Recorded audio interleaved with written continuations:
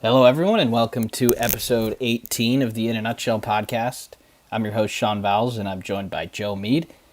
Tonight, we'll go over Week 11 for the football teams in the Big Ten and the opening week for the basketball teams in the Big Ten. Joe, we're going to start with football as we always do. We got a lot to get to here today, so this is going to be a little more rapid fire than normal. We've got 3 noon games: Indiana, Illinois, Maryland, Nebraska. Anything to really talk about from those two? Obviously, Nebraska still fighting for a Big Ten West possibility, and Indiana and Illinois trying to backdoor their way to a bowl. But anything to add from those two? Not really, Sean. I would just point out that Maryland's a loser of 4 straight games, and Nebraska's season. I think this is their most important game because they go from going bowl eligible 10 games in, meeting their goal, then being really house money from there to if they go 5-5, then having to go to Madison and playing at home to Iowa, a game they've struggled in. That's really not good. And Indiana, they got to keep continuing to win. Otherwise, Tom Allen's seat's just going to get hotter and hotter by the day. But nothing much besides that. The final noon game, Joe, is the big noon kickoff. It's Michigan visiting Penn State. Michigan 4.5 point favorites. This is it. This is what Michigan's been waiting for. There hasn't really been a test so far. It's Penn State's last shot at making the college football playoff. They probably need to win this and have Michigan beat Ohio State, and then they do need a lot to go their way, but this is certainly one that I'll be watching and that a lot of national fans of the sport will be watching. Yeah, Sean, I think there's so many aspects to this game you could break down, but I think the biggest one you're going to see is, and the biggest discrepancy people are going to point at is J.J. McCarthy versus Drew Aller. Drew Aller's done great protecting the ball, but, he did not play well at all against Ohio State. They're his first real test. You could look at it two ways. The first is that Aller's a competitive guy, and this is the game he'll really turn it on to redeem himself. Or it could be what we saw with Michigan from really 2015 to 2019 with Ohio State, where, the first whim of like them falling behind, they would just fold like a tent. So, Penn State's built up Michigan and Ohio State to be this big final boss kind of character and opponent they see across the field. And, this is one they have to have. I think the biggest keys to this game for Penn State are they cannot let J.J. McCarthy do anything on the ground, because if he does, that opens up so many levels of the run game for Michigan. You do have to believe they're saving a few plays for Penn State, which none of which they've had to show all year simply because the competitiveness of the games was so out of reach. But for Penn State, I think offensively, you cannot turn this ball over, period. If they turn it over, this game could actually favor Michigan by more than 2 scores. And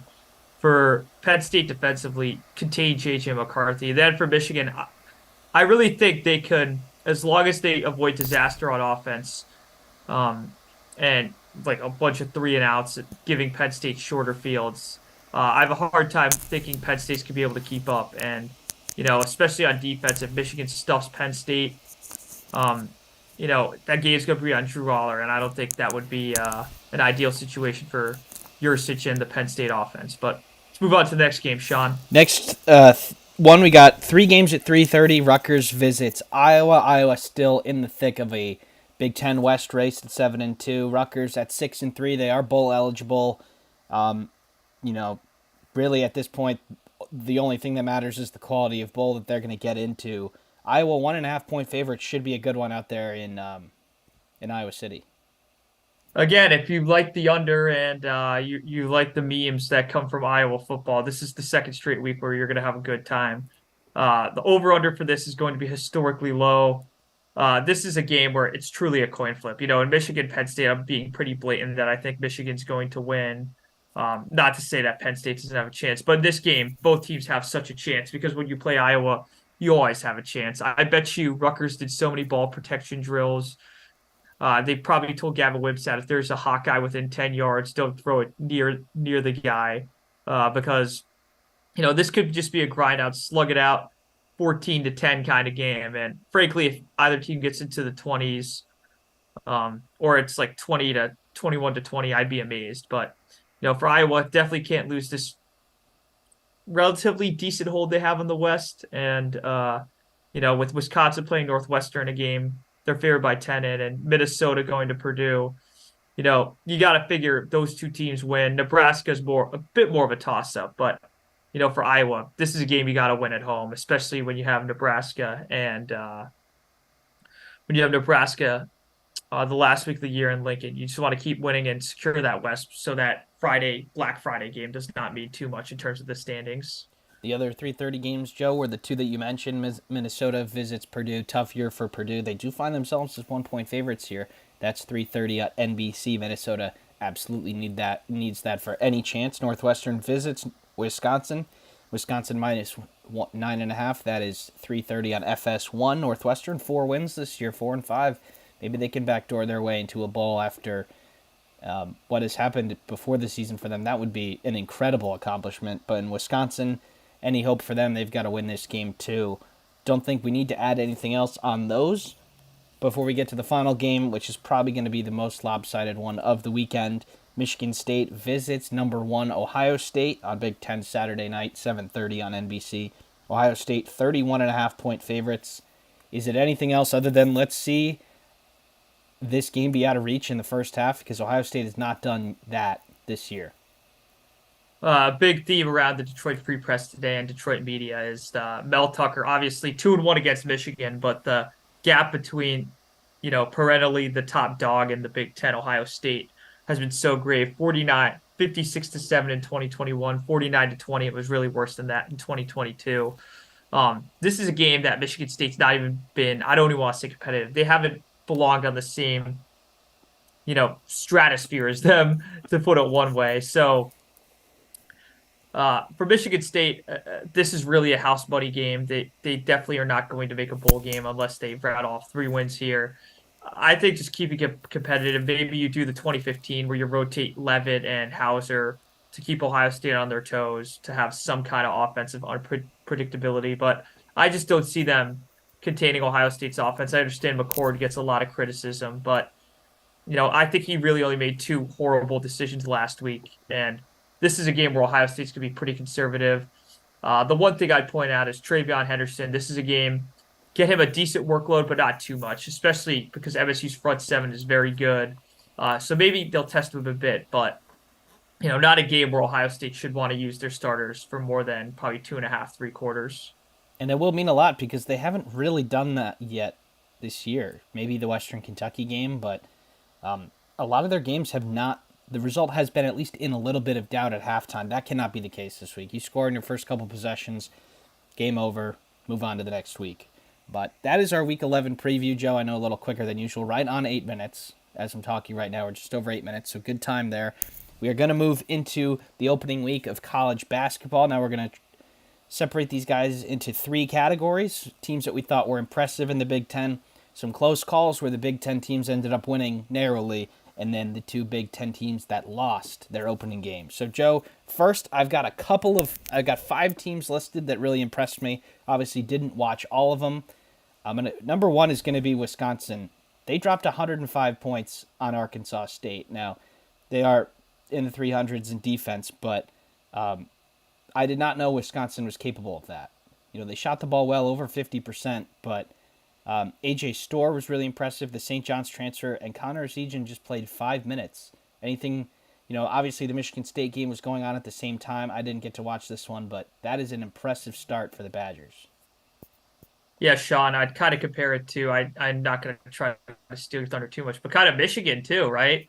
Both on similar themes. Really a big debate about whether either team could score the ball. Now maybe from different mindsets, which is Wisconsin's team last year did not score at all. And then Michigan's team was just a bunch of not no names, but I'd just say a bunch of misfit toys, for lack of a better term, right? So I was impressed with both teams as somebody who watched the entire Michigan game. The ball movement, Kabwa being a presence down low, Terrace Reed not being a disaster fouling people, and Doug McDaniel really looking like a really good college point guard finally. One of Jawan's more controversial commitments, I'd say, because a lot of people wanted some higher rated guys, but really good start to the season for him. And Namari Burnett playing good D, playing well. This team is not very talented, but they'll have some depth, especially when they get Jalen Llewellyn back. But big concern for Michigan is just got to be health of the starters, because the bench is serviceable, but definitely not good enough to get them back to the tournament where they want to be. Shaw, what's your next team that impressed you? Yeah, well, just Michigan 199 to 74. Drew Pember, who is close to an All American, only 19 points. So that was pretty good job there.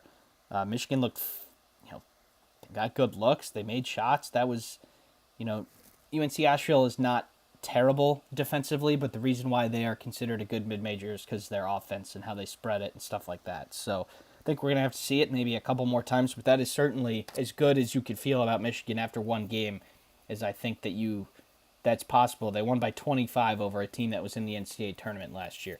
I got three other teams here that were impressive, Joe. Iowa beats North Dakota 110 to 66. There may not be an NBA player on this Hawkeyes team, but all five players were in double digits. They shot over 50% from the field. At least to start, looks like Iowa's going to be back to how they play usually.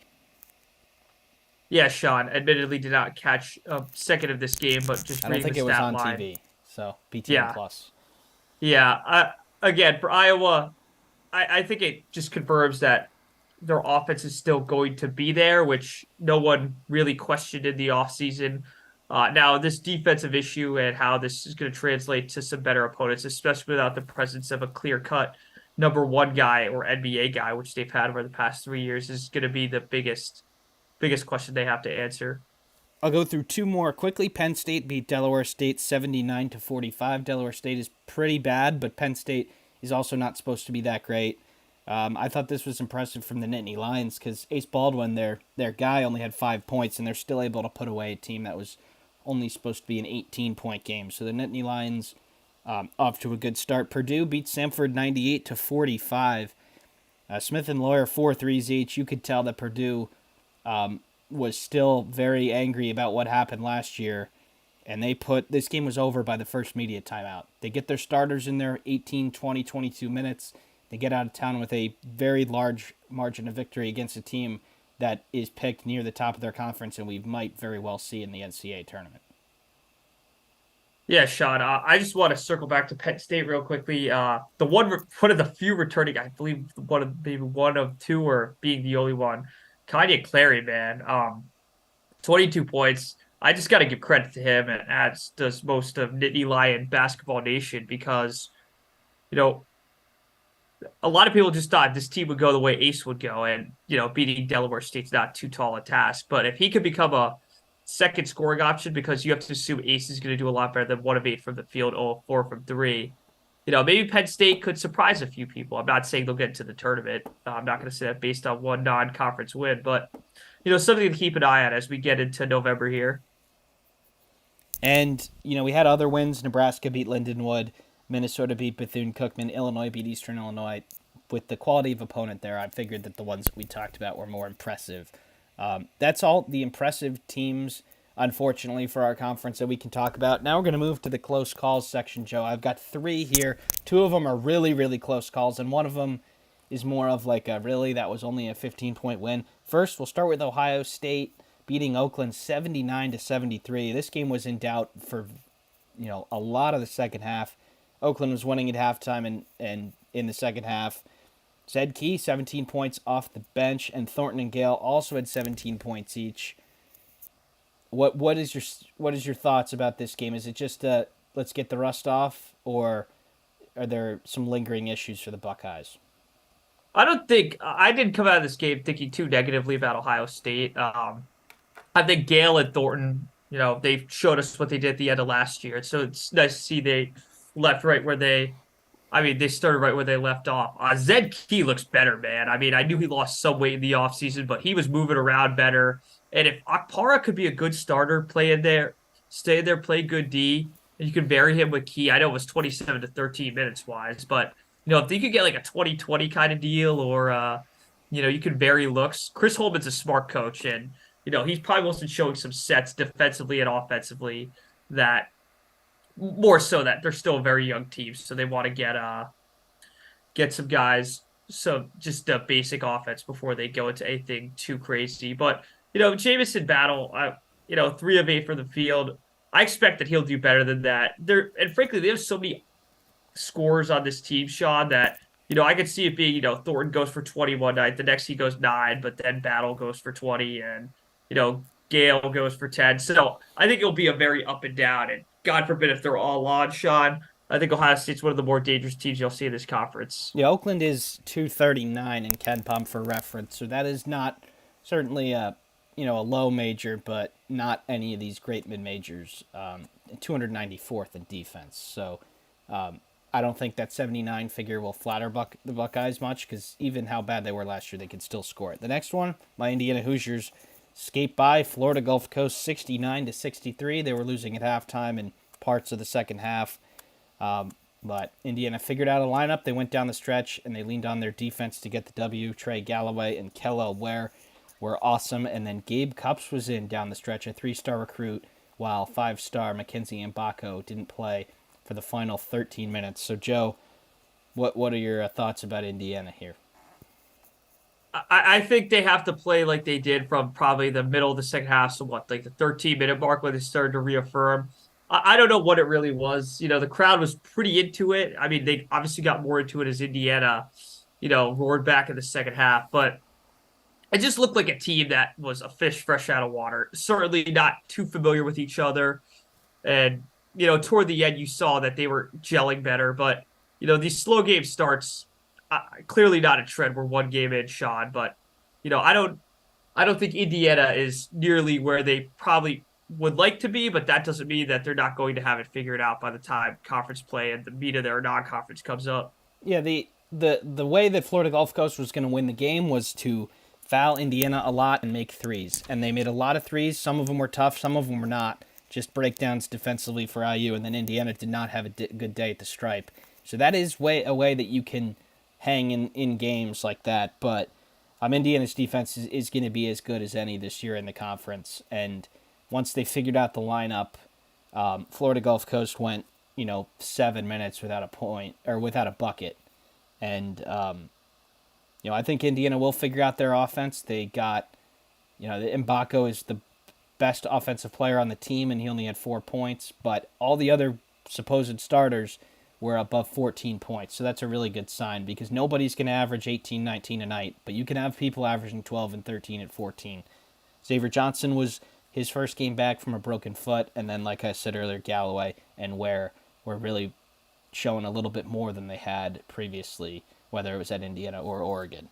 The next close call, Joe, which I don't know if it was really a close call because Maryland had it in control the whole time, but they only end up beating Mount St. Mary by 15, only scoring 68 points on a team that, from my experience covering the MAC, does not defend very well. The big three for Maryland didn't really show up. Reese and Young had good games, but only 9 from Donta Scott. Maryland was 3 of 16 from the three-point line. You expected a little bit more from the Terrapins here.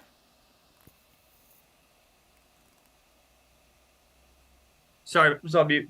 Yeah, Sean, I'm not too concerned about Maryland. I think they have enough veterans on that team where I kind of exempt them from this, maybe not so impressive. And they're not a team that offensively is going to wow you in any sense of the imagination. So, I attribute that more that I think they probably played one or two scrimmages, maybe 3 if one was in secret. But, certainly a team that's not afraid to have blood in its mouth. That's what I would say, especially with all these guys returning. So, I didn't learn much about Maryland, and I have nothing to be concerned or excited about. So and all that's three, what I would say. I'm not concerned about any of these 3 teams, really. It's just Florida Gulf Coast is a very solid team coached by former Big Ten coach Pat Chambers from Penn State, and they beat USC last year. So that game was only a 11 or 12-point spread, too, so the fact that that was close was not a shock at all. Oakland, that was more in the high teens for Ohio State, and then Mount St. Mary's, that game, it was in that 10 to 12 range basically the entire game, which you're not putting the team away, but you're also not really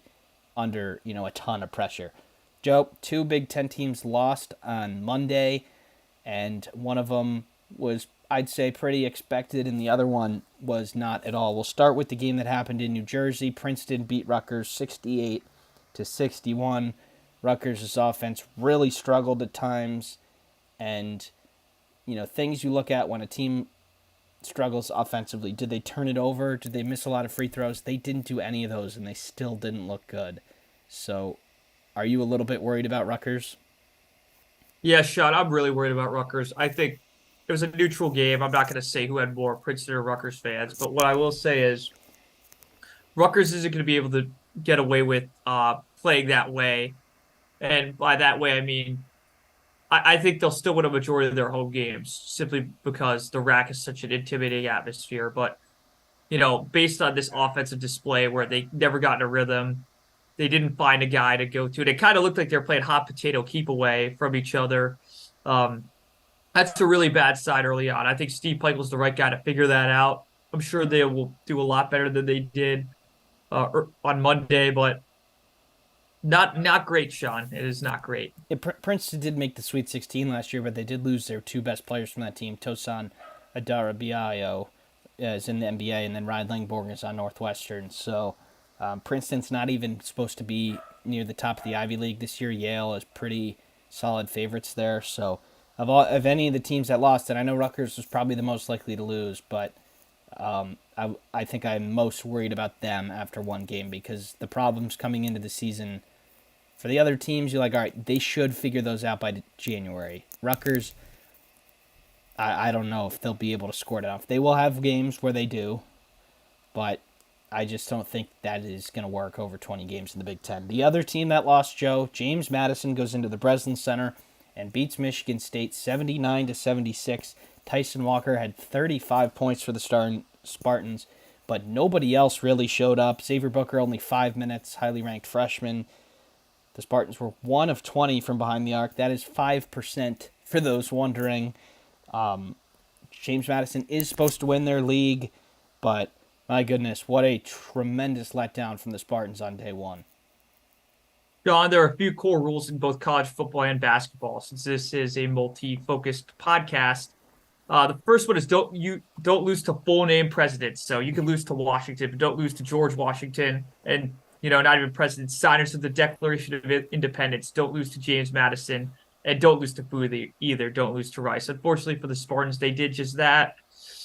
There are so many things to pick apart from this game, but I'll just go for a long-term trend that might be the case. I don't know why AJ Hoggard didn't go to the hole late, especially in the second half. They had I think Friedel and all these James Madison guys had 4 fouls or 3 fouls pretty early on in the second half. I'm shocked that a Tom Izzo team didn't have the sense to do that. And that could go both ways. That's both on coaches and on players because enough veterans are on Michigan State where they would know better than to not do that. I think one positive certainly is Tyson Walker. He is going to be the guy.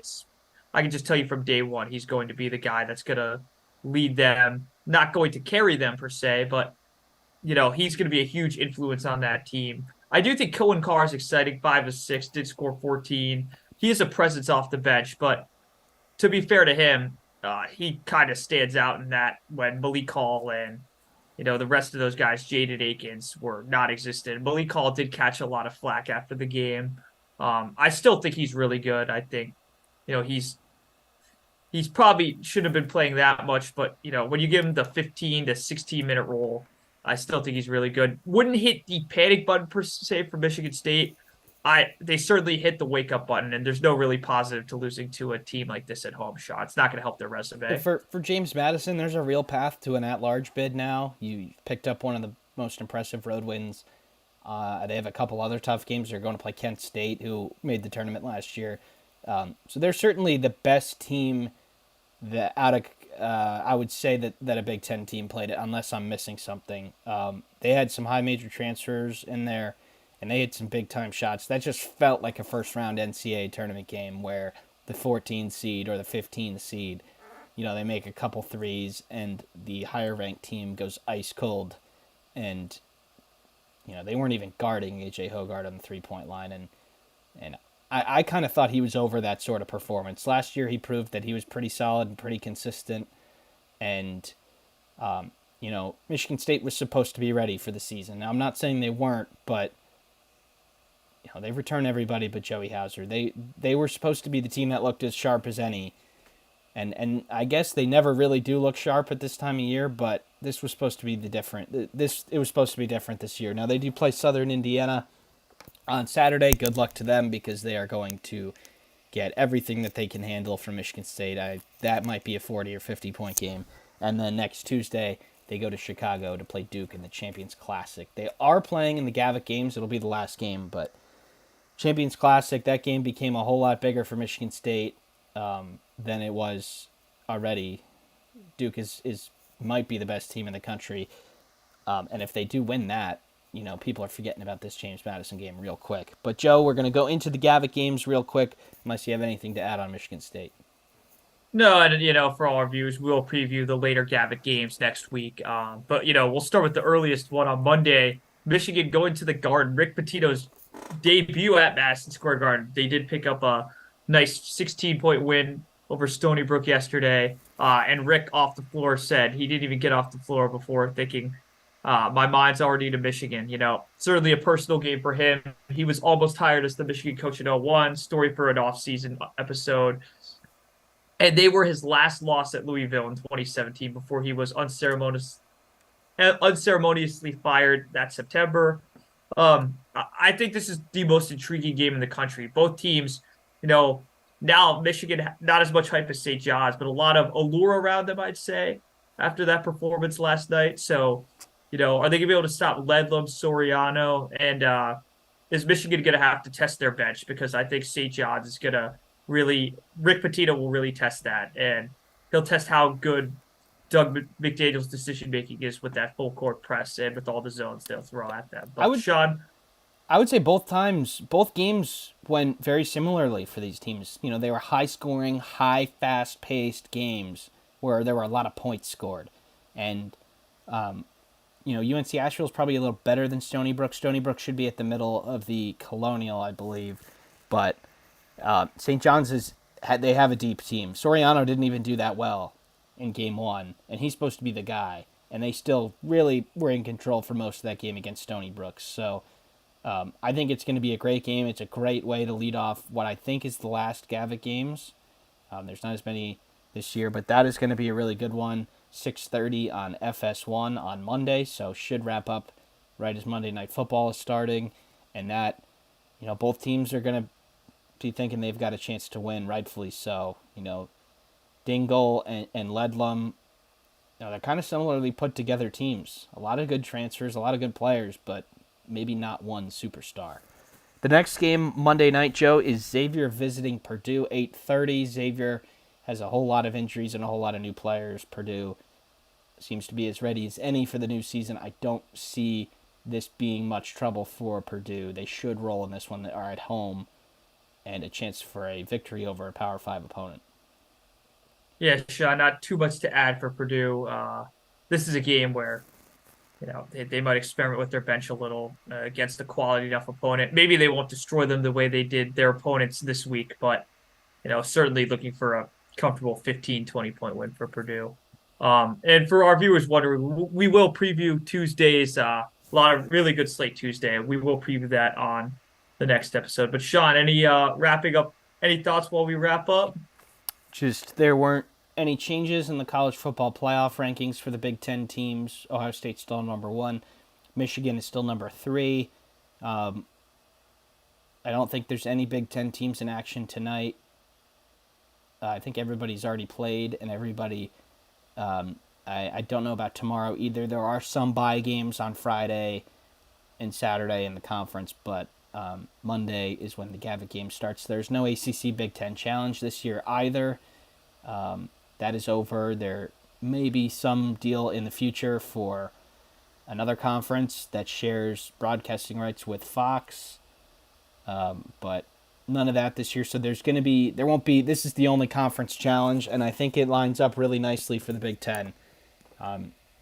But we'll see what happens. It does go all the way to Friday, which is odd. We've got a couple games Tuesday, Wednesday, and then Michigan State is on Friday because they play in the Champions Classic on Tuesday. But we will most likely be back on Monday.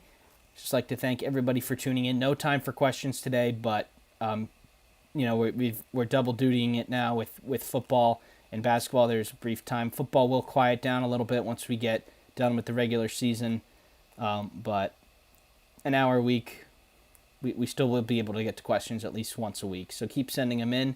Thank you for tuning in. Like and subscribe. It really helps us out.